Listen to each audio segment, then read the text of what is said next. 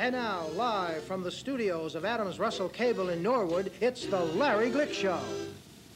This is Bob Riley, and for the next 60 minutes, we invite you to join us for a visit with New England's favorite media personality, WHDH Radio's Larry Glick. Each week at this time, you'll meet Larry and some unusual guests and have the opportunity to call in and be on the air through our Cable Connection Network Starphone at 617-769-7825. So now sit back and relax for the next hour for a guided tour into the world according to Glick. You'll meet New England's favorite media personality as he runs the gamut from the ridiculous to the sublime, as he deftly covers the important issues of the day and expounds on his Glick philosophy in order to solve all the world's problems. And now, without further ado, here he is, the star of the show and the king of cable, the man who knows everything, Larry Glick. Bob, each time you do that, you become better and better. Bob writes this stuff, and it's really great. We hope that you had a good day today. If you did have a good day today, would you please nod your head? If you had a bad day, a negative sign. You're going to have a good time tonight. Tonight, our guest is former Boston TV anchor newsman Tom Ellis, who's a friend of mine. We used to work together at WBZ. We'll be talking to Tom. We'll learn how he got started in broadcasting, about his life down on a cattle ranch down in Texas, how he kicked that stuff out of the barn, shoveled it. And he'll tell you just how he's decided to leave the ranch and head up to the North Country. He said, Mom, Pa, I can't stand the smell no more. I'm going to get out of here. I'm going up north. Sick of that stuff getting in my shoes. Smells all the time. I want to go up north where the Yankees are. So he came up here. And we'll talk to Tom about his life and the various stations he was at, wherever he went and so forth. And if he does a good job, we may take a little survey at the end. We would like you people to vote. If you enjoyed Tom Ellis, you just put Y, that's yes. You say if you didn't like him, no for negative. And if he gets more yeses than nos, we'll give him a Glick University t-shirt, a fresh one. That doesn't smell like you know what. Well, we'll talk to Tom. Hi, Tom. Nice to see you. Very happy that you were able to make it here. There are horses outside.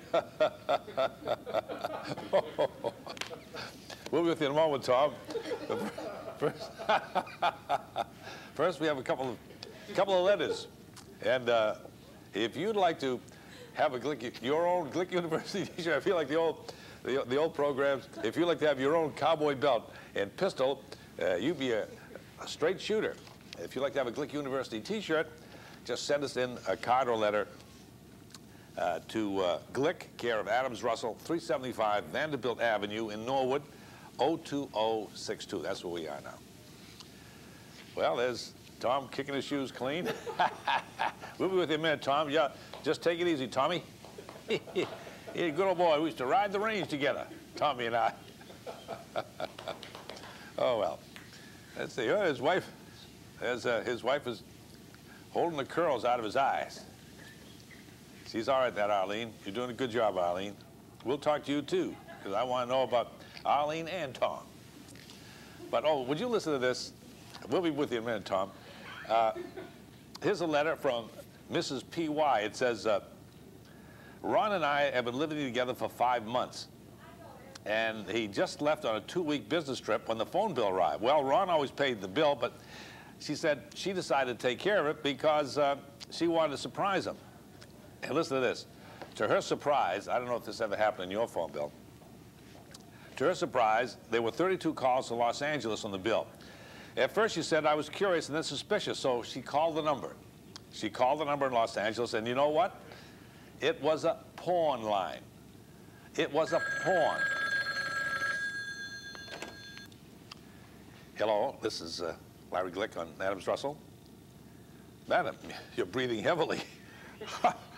You're the... Oh, fine. She's dancing.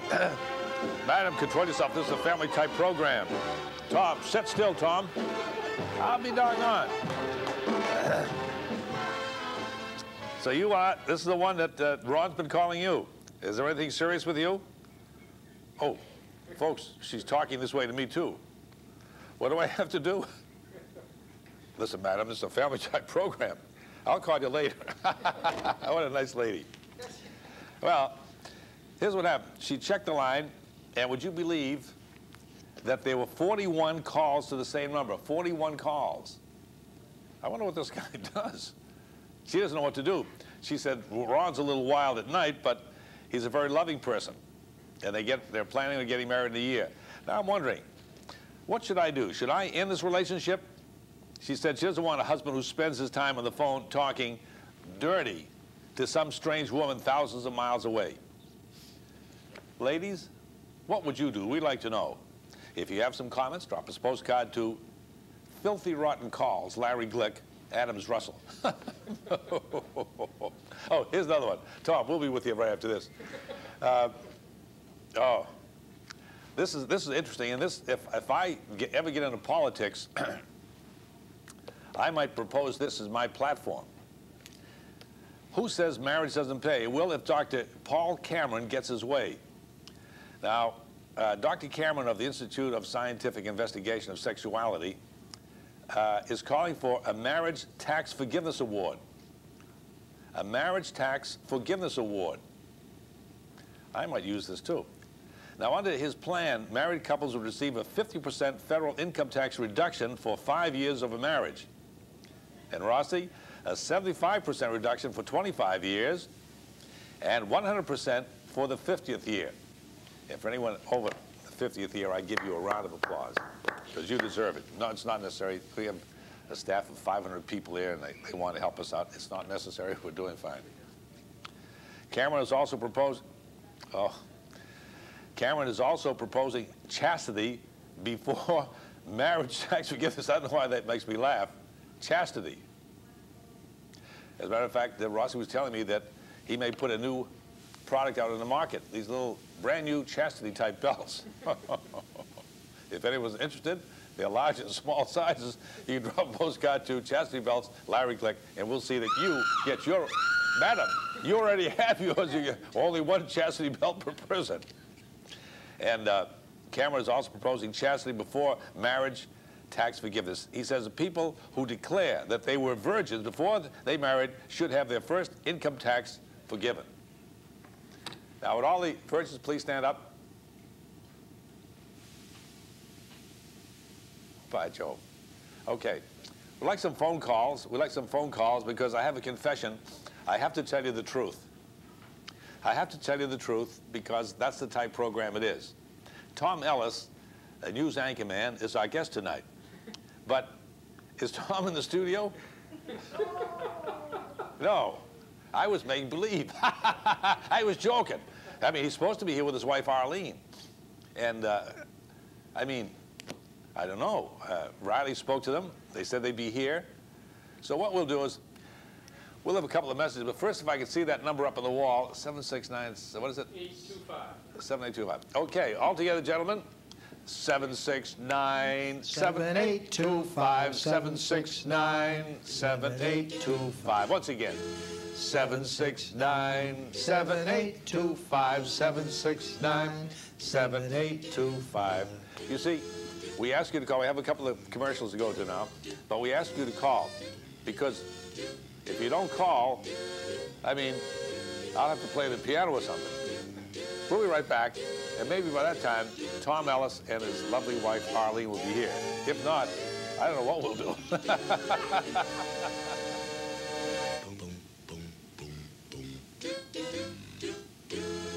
This gentleman is making a very positive impression. How does he do it? Simple.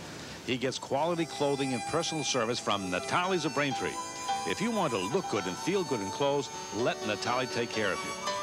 Buongiorno, my name is Natale Agostino. If you're looking for the best in men's clothing, please visit my store in Braintree. Thank you.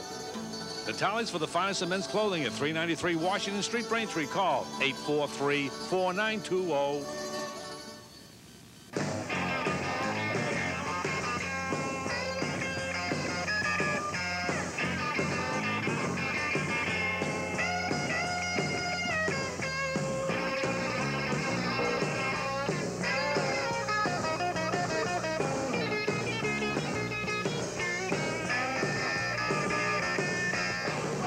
like to be in a studio audience, call 769-7668. Hi, I'm Anita Billy with Business News and Views. You should know what tax bracket you are in order to compute actual tax savings or tax costs. By definition, tax bracket alludes to the highest range of your income that is subject to taxation at the given percentages in the IRS tax rate schedules. You should compare this year's bracket with next year's bracket to take advantage of possible tax savings. For example, if your taxable income falls within the $28,000 to $45,000 range, you will be paying 28% in federal income tax for every dollar of your taxable income between $28,000 and $45,000. If you go over that range, you will be taxed at the rate of 35%. So plan wisely and take advantage of either deferred income or increased deductions. For Business News and Views, I'm Anita Billy. And until next time, have a good day.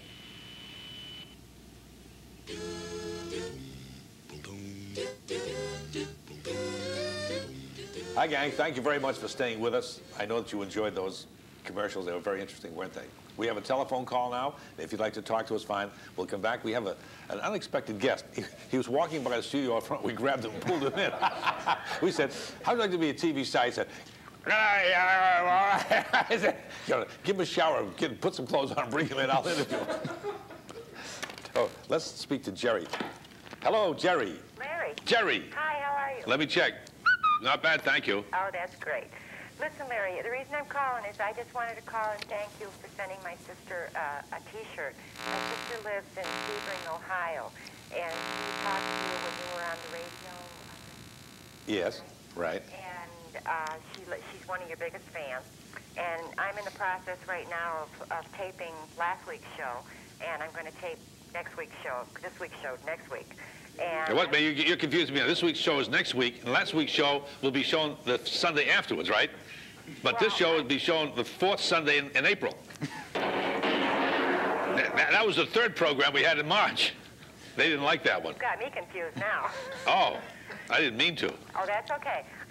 Anyway, I'm going to tape every show I can to send to her for her birthday. Isn't that nice? What a nice lady. What do you do for a living, Jerry? I'm the secretary of digital equipment.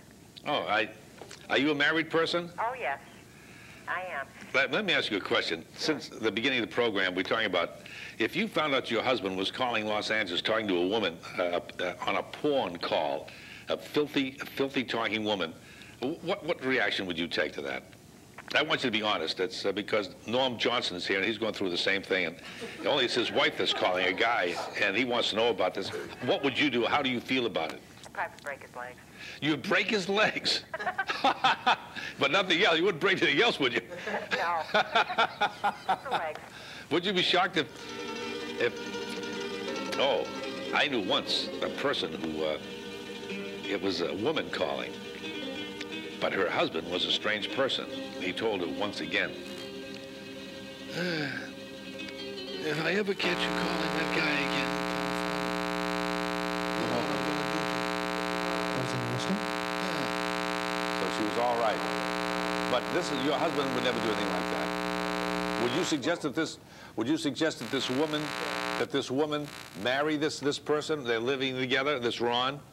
If he had this sort of a problem, would you suggest that this woman marry Ron? Oh, I don't know. It's hard to say. It's hard to say. Do you know anyone else, any of your relatives or friends who call these porn calls? No, not really. Well, okay. Listen, give my best to your sister. Would you just say hi, Beverly Barker, for me, and that would be super. No, I don't want to. No. Ask me again. Give her a big kiss. Please. Okay. Hi, Beverly Barker.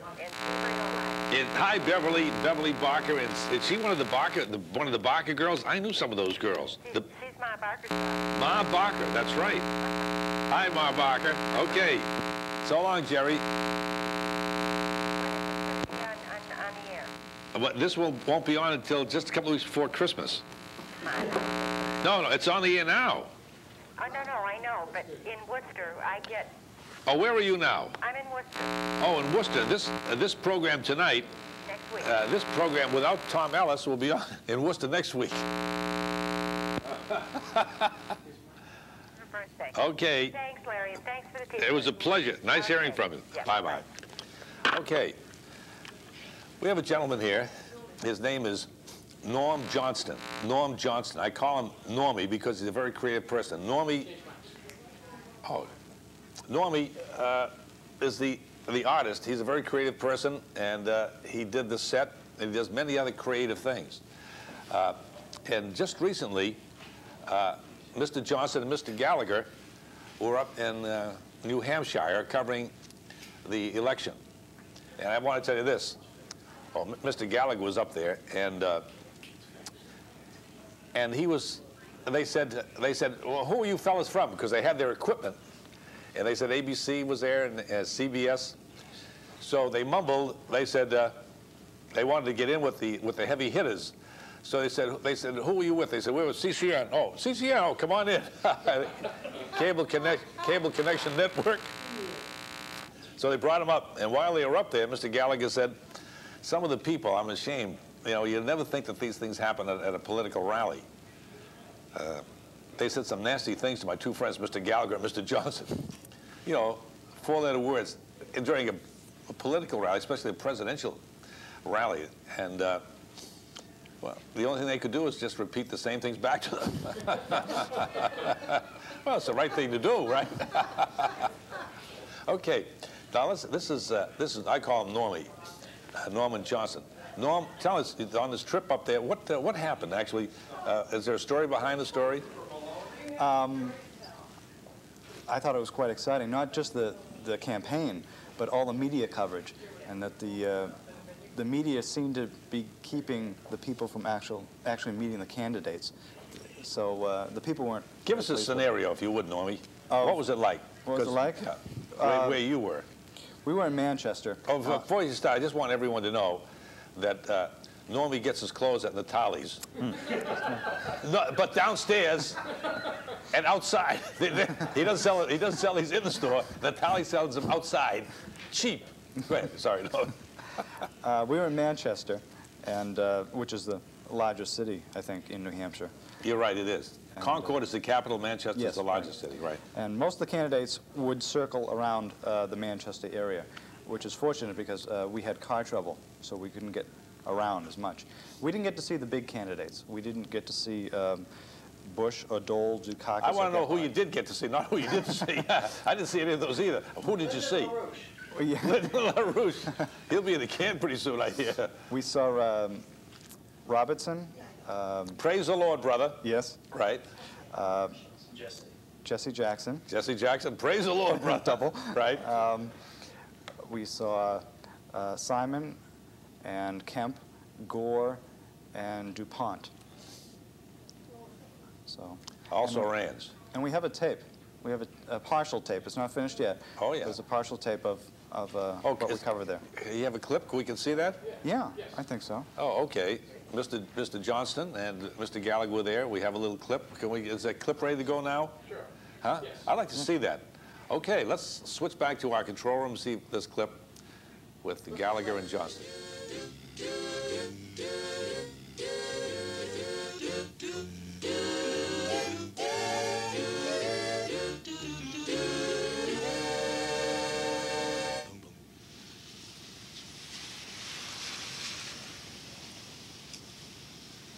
We're here in the heart of Manchester, New Hampshire, battling a Chinook that not even Pat Robertson can turn away.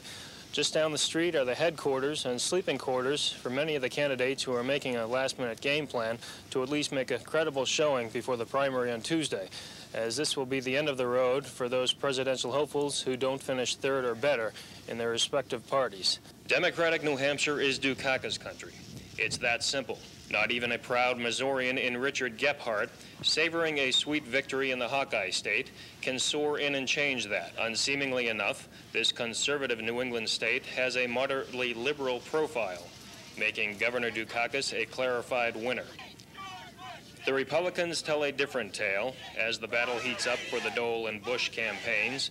The evidence is quite clear, and passionate endorsers convince us that the writing on the wall reads too close to be deemed predictable. But there is another story here in the Granite State, one which is suited to recognize the underdog, or the unlikely candidate. In the political arena, there is a natural progression of elimination as the politician's version of musical chairs begins. For some candidates, survival rests upon revised campaign strategies. For Bruce Babbitt, he seeks an alternative plan of attack. Jack Kemp for a gold standard. Some of my Democratic opponents say, well, we'll solve our problems by hiring more tax collectors. And we'll solve our problems by blaming the Koreans and the Japanese. We'll solve our problems by growing our way out of them. It's the old style politics. It's flim-flam. It's dishonesty. A meticulously manicured governor from Delaware presents his own style, yet still searches for the popular vote. And I know that back there behind those cameras there are real people. However, the welfare of his campaign remains in jeopardy. We face the reality of our failed welfare system, which is now doing more harm to the fabric of the lives of poor family than it is doing good. Governor DuPont is one dark horse that should not be discounted. There is simply too much wealth behind this conservative politician to leave his campaign blowing in the wind.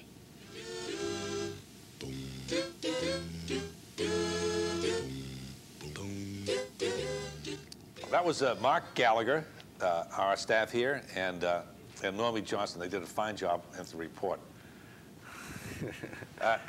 Saddle that horse up and move it out. I think that horse did something out in the stable. Now, I don't want the horse in here. Keep that horse outside, you hear? I stepped in something on the way in. Ladies and gentlemen, we were talking about Tom Ellis. I told you that we were friendly for a long time, and Riley was a little surprised he wasn't here on time, and I said, Tom's been in radio and TV a long time. 33 years. 33 years, and we're trained not to be late. But Tom lives down at the Cape and decided not to drive up, but he and Arlene rode up the same horse. Same horse. Old horse. Doggone. It stopped. Sway back. Sway back. Tom said, get up. Come on, horse. Move. Tom, it really is nice to see you, Tom. I can't tell you how proud I am, Larry, to be on your show. Thank you. After all of these years of listening to you on the radio and now to see you on television, I'm proud of you, fella. Thank you, Tom. I love it here. Goodness gracious. I brought a story, naturally. Yeah. Why were you late, though? Can you tell? I was the reason. Arlene Ellis, really, was it you that was late? Maybe, huh? I couldn't find anything to wear. Larry, it's all in the pile in the corner of my room. You couldn't find anything to wear. Going out tomorrow. She did pretty good, though, didn't she? She looks fine. Yeah. Anyhow, Go ahead, Tom. so Arlene couldn't find anything to wear.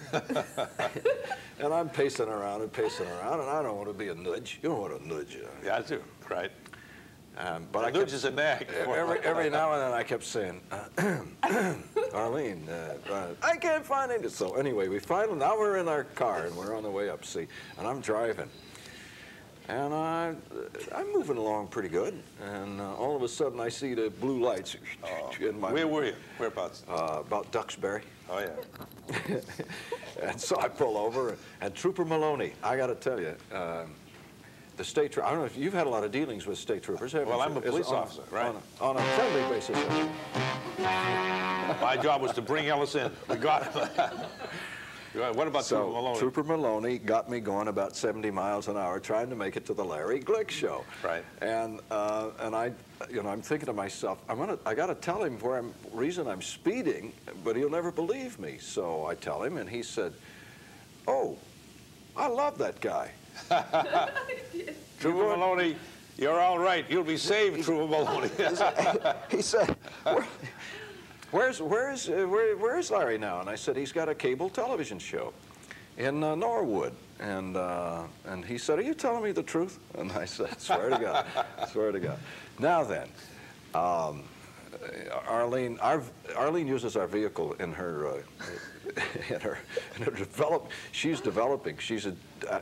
Acts as a general contractor and a designer, and she's got all of these blueprints. And anyway, does your car ever get loaded down with a lot of extraneous papers and things? No, just cow stuff. I'm out in the ranch most of the time, if I'm not near oil wells. Well, this is a Jimmy. You know, it's got a thing in the middle here that you can fill up with papers, and it's got a glove compartment that you can fill up with papers. Did Officer Trooper Mahoney ask you for your license and registration? Maloney. Yes. Maloney. Trooper Maloney. He asked me for I had my license right away. I whipped out my license, and he said, "Why do you look so familiar?" And then he said, "Where are you now?" And I said, "Nowhere." He said, "You didn't have to ask that, Maloney." Then we couldn't find the registration. Oh, brother. And I'm looking through these envelopes, and we're pulling out stuff, and now the floorboard's full of papers, and we're looking, and we're sorting. Expired registration. I finally found the 1987 registration, which expired in December, and I'm thinking, oh, my God. So he said, well, let me go see if your license is in order. So he goes back with his, you know, they got flashlights that can absolutely blind you. He keeps looking at his watch. He puts the beam on the license. He said, well, everything's in order back there. You should have a white piece of paper or a yellow piece, a white card or a yellow piece of paper. And I'm looking and I'm looking, never could find it. I don't know where that registration is. So I got a good lecture from Trooper Maloney. But he's right. You know what I'd like to do? If you could call Trooper Maloney, he's probably, let me see, what the barracks down there is? I imagine he works out of the Sagamore Bourne Barracks there, just before you go over the Sagamore Bridge, or the Bourne Bridge. Is there one? Buzzards Bay, the Bourne Barracks? Hey, this would be, if we could put one of our staff, we have 300 people there working on our staff here. If we could have one, try to track down, and what route were you on? Route 3. On Route 3, down. Northbound. Northbound and Duxbury there. If we could get, that would be a great call. Trooper Maloney. Trooper Maloney, if you do come on, we'll have a swell surprise for you. I can't tell you at this time. I got to tell you, he was a very, very nice gentleman. Did you get a ticket, though, Tom? He gave me a lecture that burned, you know, I mean, it still burns in my soul. And I didn't go over 55 miles an hour from that point on. But he did believe you that you were coming up here, though. Yes, he did. Yeah, and he's a big fan of yours. He can't wait till you're back on the radio so he can listen to June 1st. I should give myself a plug, too. June 1st, WHDH, and it'll be daytime, I think. So, daytime. Yeah, well, that's good, because he probably works a night shift. I mean, he got me tonight. Well, let's talk about Tom Ellis. Before we start, let me introduce his wife, Arlene. About 15 years ago, would you believe this? I can't imagine 15 years have zipped by that quickly. Isn't that something? They were married 15 years ago, and I was honored to be at one of their wedding guests. And what a spread that was. Oh, yeah. On the boat, on the ship. We sank the boat out at Anthony's, Pier 4. You remember the Stuyvesant? Yeah. Used to be the nice boat there. What a party boat that was. We had about 300 people there that night. What a time. That was really, I can't imagine. 1973. Yeah. St. Patrick's Day. July. I don't remember the March 17th. It'll be 15 years. Yeah. And one of the things before I want to find out about Tom, and then we'll find out what Arlene does too. But I always remember this. Tom and I worked at WPZ together, and we used to have lunch once in a while at the Ramada next door. Yeah. And Tom has more hair than I have. I used to have more hair than he when I was 10 years old. But at any rate, we were having lunch, and the women would come by, and they'd say, Tom Ellis, hey, Tom, how you doing? He'd say, he was, you know, Southern gentleman, fine, thank you, ma'am, fine, just fine. And then he'd say, I want you to meet my friend Larry Glick. They'd say, oh, hi, Larry. Tom. This happened after 10 times. I never went out to lunch with him. You know? I mean, I didn't want to develop an inferiority complex. They say, hey, it's Tom Ellis. I say, hi, Larry. And I'm very sensitive. You know? I want to tell you, now you've bought a place down at the Cape, haven't you? Well, I put it down. Yes, they have to approve the loan. Right, yeah. Yeah. Right. So you're going to be down there some this summer. Yes, yes, indeed. Then I want to take you around because I know some good places to eat down there. I've been down there. Arlene and I have been in East Sandwich since 1975. Right after we got married, we bought this place down there. Beautiful home. Oh, it really is. Wonderful, comfortable house. First, what I'd like to do is I'd like to talk about Tom and some of the highlights of your career, and I got these things. I've been doing this on the side. I get $3.50 an hour for delivering these. I don't know if you can see these. Can you see that? Am I holding it? Which is the best way? I get 50 cents an hour, $5.50 an hour.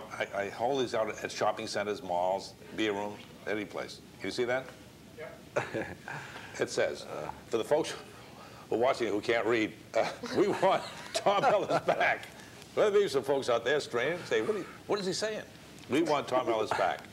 Okay, Tom, how about some of the highlights? And I want to talk to Arlene about what she's doing, because it's a very interesting thing that she's doing. Now, could you give us some of the highlights? I mean, I know that, and I like it. I'm going to tell you about my first night on television. I was... Where was this? San Antonio. I was working as a radio news reporter for this family in San Antonio. I was on KONO radio, and that family also owned a Channel 12 television station there, ABC affiliate. And one day in April of 1961, their anchor guy on television came in one morning and quit suddenly. It was April 28th. It was a Thursday. What year? 1961. And the news director for television had been trying to persuade me to go on television before that for a morning show, and my boss at radio wouldn't let me do it. But anyway, they needed a substitute that night, so Key Herbert was the TV news director, and he asked me if I'd be willing to do the news on television that night. I said, "You darn right I would." No one ever asked me to do the TV news. I'd be the same way. I said, "Let me do it." Even though I couldn't read it, I'd do it. Yeah. Go ahead, Tom. We didn't have any teleprompters or anything like that in those days. It was just sort of a one-man band. Well, every spring I used to get a buzz cut, you know, like you get in boot camp. I'd get all my hair cut off for the summer. And I had just had my buzz cut, so I didn't have any hair. My ears are sticking out like elephant ears. And I looked like a wreck. I looked like a teenage, you know, contemporary. Oh, well, yeah. So, but I still wanted to go on television, and I had a lot of confidence. And I remember, I never shall forget, before going on that night, I went down to the men's room and washed my face and splashed some cold water on my face. I wasn't nervous at all. How do you like that? Wasn't nervous. I looked myself right square in the mirror and I said, "Well, you ain't going to get them on your looks tonight, big guy. You might as well just go out there and enjoy yourself and see what happens." And I did. Had a great time, and they asked me to come back the next night, and I stayed on. They never did get anybody else to do it. That's how it came about. Yeah. I stayed. Then your hair started to grow. Right? Yeah. I thought I would, you know, I was a funny-looking guy with no hair, but people responded to. Now, how long were you in radio? Well, I started in radio in 1954 in a little 250-watt daytime station in Fort Worth for 50 cents an hour as a staff announcer. So now, after that, you were strictly TV. Well, no, I stayed in radio until 1966. See, after I got my television job, since the family owned both radio and television, they wouldn't pay me but $15 a day in television, so I had to keep my radio job to live on. So I'd go to work in the morning and work a full shift, 8-hour shift in the radio newsroom as a reporter. And then I'd cross the parking lot and work a full shift in television. I co-produced the early and the late newscasts. I wrote about 60% of the script and edited about 60% of the film for both shows. And I anchored the 10 o'clock show, which had the highest ratings in the history of any ABC affiliate in the country. In San Antonio. We had a Monday through Friday average 10 o'clock rating raw rating of 38, which translated to about an 80 share. Our nearest competition was the NBC affiliate in San Antonio, and it had a 7 to 9 rating. So I had to stay in radio. We want Tom Ellis back. See, I had to keep my radio job for another 5 years. Now, a lot of people don't understand. Until 1966, when they finally decided they'd let me quit my radio job and they'd make up the extra money in television. So then I only had to work like 12 hours a day instead of 20. Now, Tom came up to, we started at BZ at the same time. Tom was over at Channel 4 in 1968, right? That's right. And I started in radio in '68. I was making $75 a week, and he was making $11,000 a week. No, not true. No. Not true at all. No, I'm kidding. But that's when we started in 1968. I bet you were making more money than I was in 1968. I don't want to talk about it. I bet you were. I don't want to talk about it. They got me cheap. Yeah.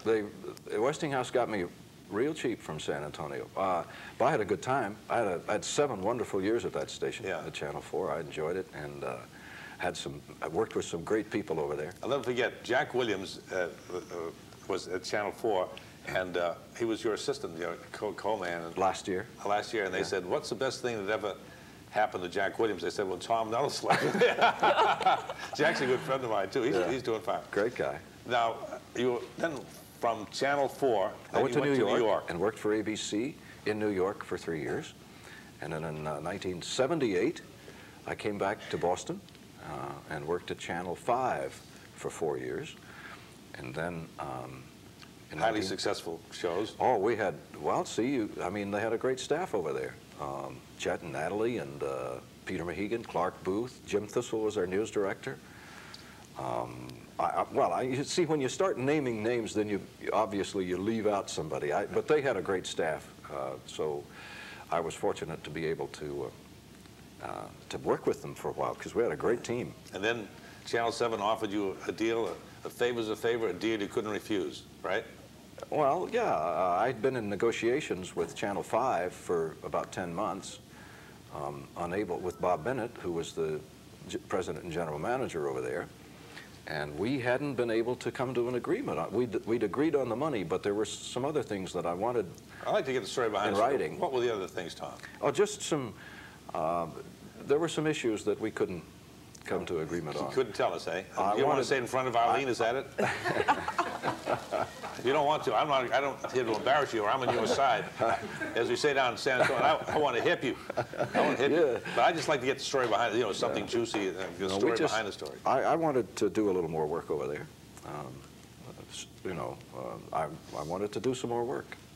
And we just couldn't get around to that. So after 10 months of negotiating, I realized that it probably wasn't going to happen. And the opportunity to join the folks at 7 came along, and a local group ownership had just taken over, and I had a wonderful experience with local ownership twice before in San Antonio and at Channel 5.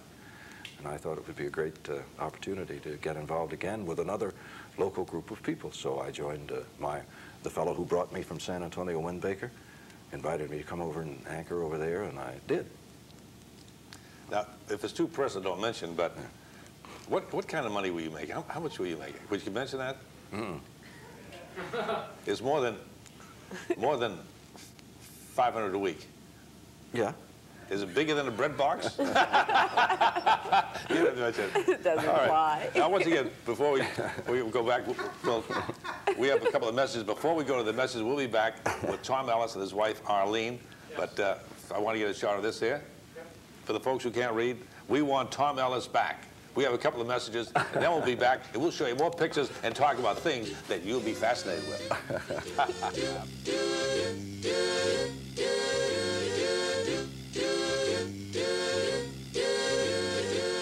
The sports stars of tomorrow are doing their best today in the nation's high schools. Every Wednesday, ESPN Scholastic Sports America looks at the record setters, the scholar athletes, the standout teams, players, and coaches. It's the only weekly program that scouts the nation and the world to find America's outstanding young athletes. Join Chris Fowler every Wednesday for Scholastic Sports America on ESPN. This gentleman is making a very positive impression. How does he do it? Simple. He gets quality clothing and personal service from Natale's of Braintree. If you want to look good and feel good in clothes, let Natale take care of you. Buongiorno, my name is Natale Agostino. If you're looking for the best in men's clothing, please visit my store in Braintree. Thank you. Natale's for the finest of men's clothing at 393 Washington Street, Braintree. Call 843-4920.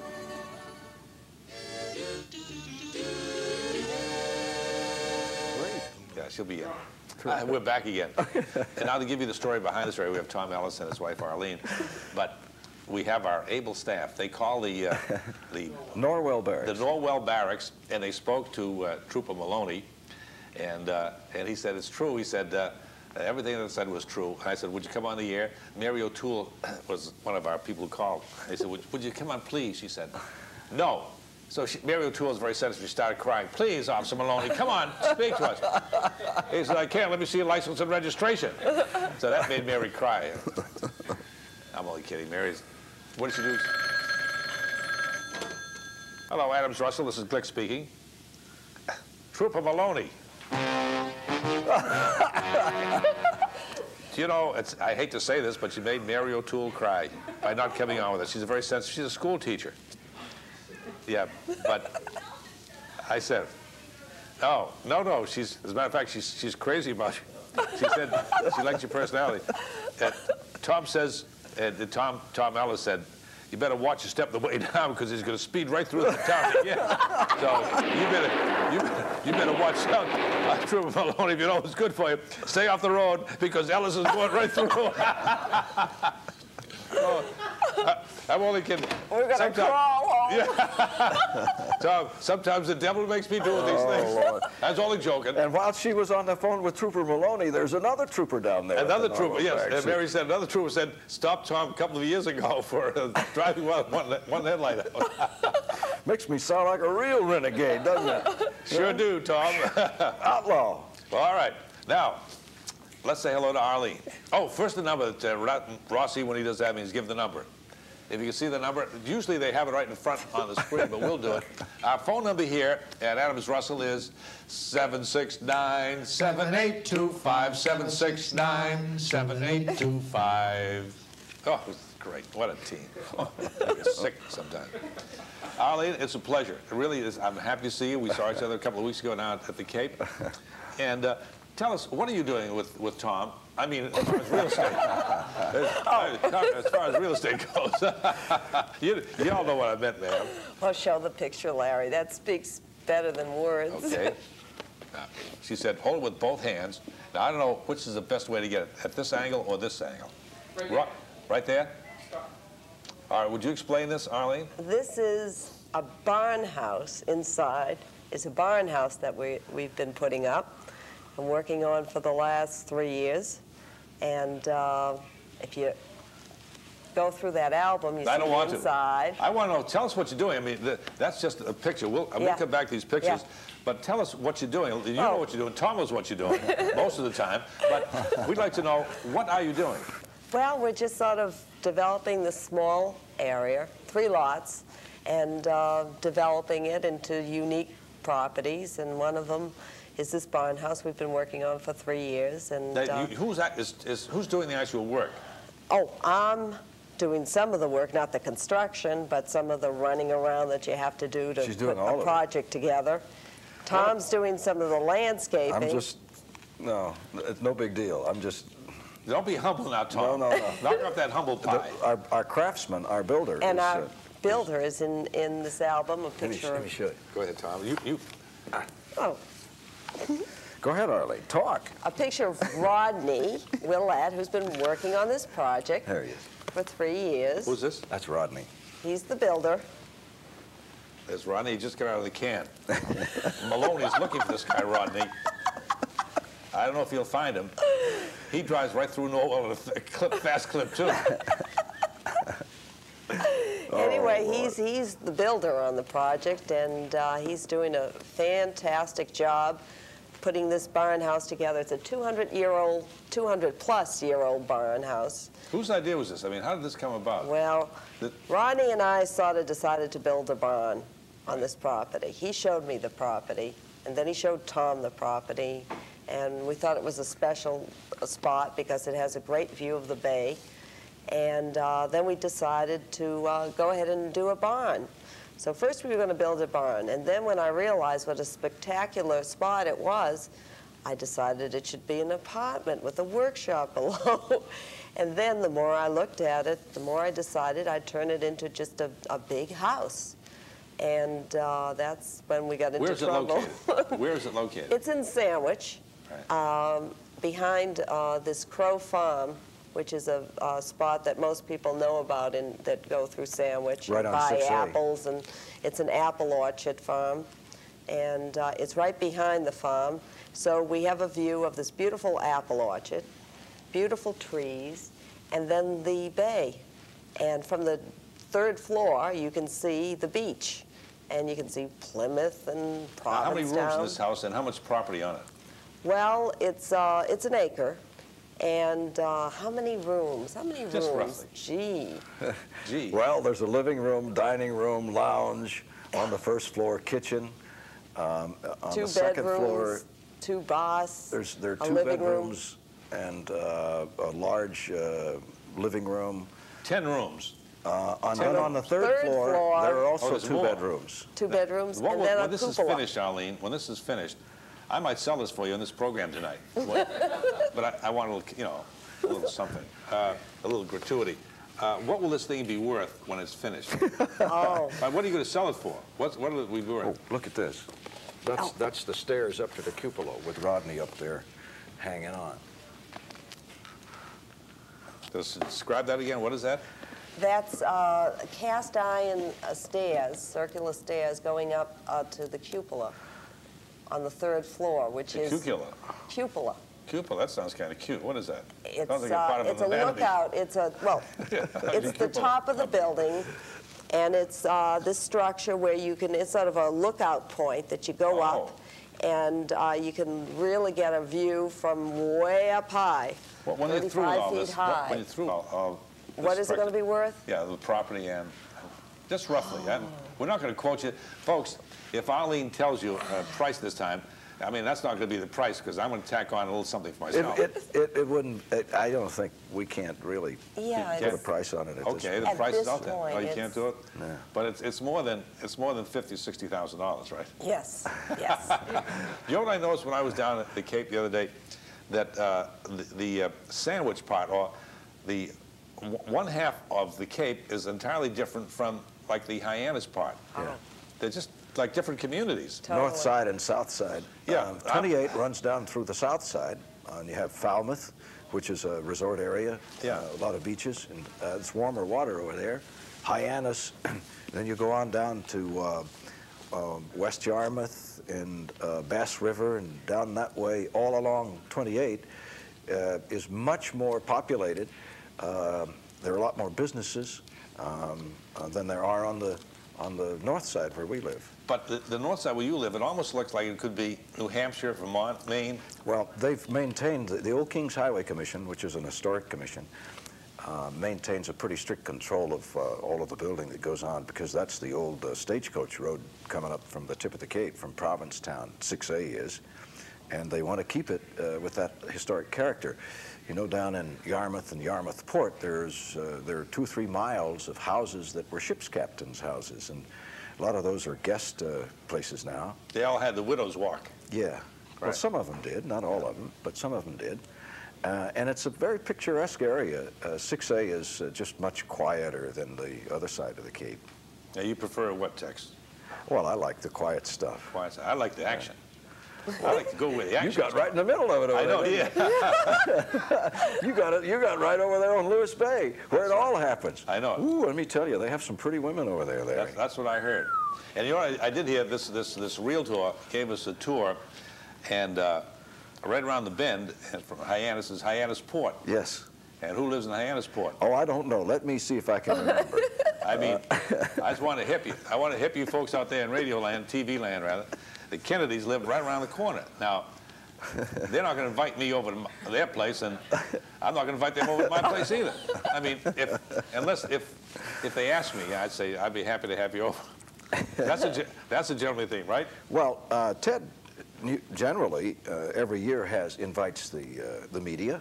He has a clam bake over there at his place. And, I'll go. Yeah, that's a nice take. Well, hey, See all your old friends in the radio and television business? Did you hear that little repartee between Senator Kennedy and Jerry Williams a couple of weeks ago? Ooh-wee. We'll talk about that, but first we have a couple of messages here. Then we'll be back with Tom Ellis and Arlene. Arlene the Builder, we call her. Old European family. She says she puts Tom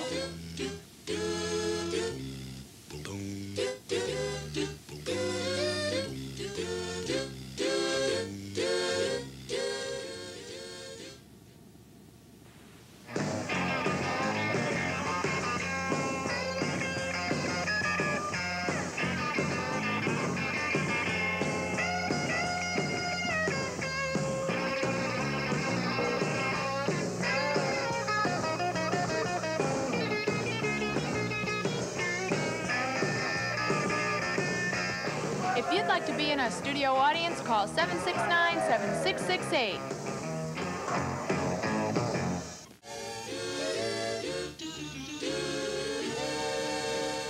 more enjoyable than radio. I was just telling Tom Ellis that I think that, to me, TV is more enjoyable. It's more fun than radio. I love radio. Of course, I earn my living with radio. But I really enjoy TV. It's fun. It's easy. Not that we make any money here, but who needs it? We don't need it. We take contributions. If you'd like to send money in, send us whatever you can afford. Praise the Lord, I say. Hallelujah, brother. Hallelujah, brother. Hallelujah. Amen. Tom Ellis, a newsman, a very famous one, and his wife Arlene. What I'd like to do, we have some great shots here of some homes that's under construction. We found out that her grandmother was in the construction business. Her grandfather was in the tailoring business, but her grandmother was tough. Her grandmother was the builder in Chelsea. They helped build part of Chelsea. Her grandmother was tough. But Tom, what about one little anecdote, perhaps in TV, something a funny one or tongue twisters? You know, when I told you early on how I landed on television, and that we were sort of, when you were an anchor guy then, you were sort of a one-man band. We did the, at least in San Antonio where I worked, we did the news and then we did the sports. We did have a weather guy who came on later, but I also did the sports. And I wrote this copy myself and got my tongue all twisted one night because I was talking about a local high school basketball game, and it had been for a regional championship, and the guy won the thing on some foul shots. But I didn't say foul shots. I tried to say he threw 3 free throws. Oh, dude, that's a good I never got through it. I tried it about 5 times, and it got worse each time. See if you can regress in time. He threw free throws. He threw free throws. Folks, this is one of our recent graduates of the Larry Glick Broadcasting School. Finally, I just said, oh, he made 3 extra points, which of course is a football thing, you know. They said, Tom, give up broadcasting. Get in the building. Try to find Ali's grandmother.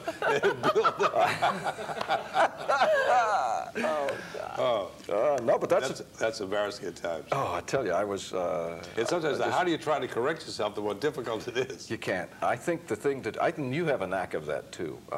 People stammering and stuttering. No. But you're yourself. You're natural. You don't care. I mean, that's right. And people accept the fact that eventually you're going to make a mistake. You know, and if you do, I make them frequently. What do? I mean, don't get embarrassed about it unless it's an awful mistake. But the reason why I don't care, Tom, is my grandmother was in building too. Let me cash, let me homes all over the place. But I want to talk about homes. I'd like to show you some of these homes, some of the work that they're doing. Would you describe that, Arlene or Tom? Me? Well, this is a 40 by 40 barn. It goes up about 40 feet too. And those elliptical windows. Where is this located? It's in Sandwich. It's on a hill behind Crow Farm that's well-known, a well-known apple orchard farm in Sandwich, right off of 6A. As a matter of fact, during the wintertime, if you look behind Crow Farm, the Crow Farm fruit stand. Crow, you're saying Crow? Crow. Spell it. C-R-O-W. Was that a family name down there? Crowell. Crowell. It's for Crowell. Crowell, that's a familiar name. Right. And you can see this barn house in the distance up on the hill. And you can see the elliptical windows that were made for the barn. There are 16 elliptical windows. They're all low-E glass, which keeps the heat in the wintertime. How about this one? Keeps it cooler. I want to keep you on your tippy toes. Now that shows the second floor balcony being constructed. We had to have a special cantilevered construction for this balcony that extends across the gable end. And that was a massive fireplace that they just got a little bit of a shot there. The Vermont fieldstone fireplace that we brought down from Vermont, a back-to-back fireplace. That's in the living room on the first floor, and all of that chimney goes right up through the building. It's all exposed, so it's like a tapestry. Okay. And this will conclude our broadcasting. If you're interested, drop a postcard to Larry Glick. I'm their realtor. Tom Ellis and Ollie, I'm only kidding. But if they're interested, they can get it. Are you in the book down there? Yeah, I'm listed. We are. Tom Ellis down in San Thomas C. Thomas, what's the C for? Caswell. Caswell, I remember. Old English name. Came from North Carolina. I got it from North Carolina. We'd like to wrap this up now. We'd like to thank, I guess, Tom Ellis for an interesting hour, 45 minutes because he was late. But be sure to be with us next Wednesday at this time when our guest will be comedian Bobby Baker. Thank you, Arlene. It was a pleasure. Until then, we say so long, au revoir, hasta luego, adieu, adieu, auf Wiedersehen, arrivederci, Dovidsehen, Abusing Lot Tax. There's a funny man named Larry Glick who is really out of sight. He's the greatest. This is Bob Riley, once again bringing to an end what we call the fastest hour in television. We hope you enjoyed this very special show and our very special guest. And we invite you to join us again for another visit with the Emperor of the Airwaves. And tell all your friends that the King is back and cable's got him right here on the Larry Glick Show.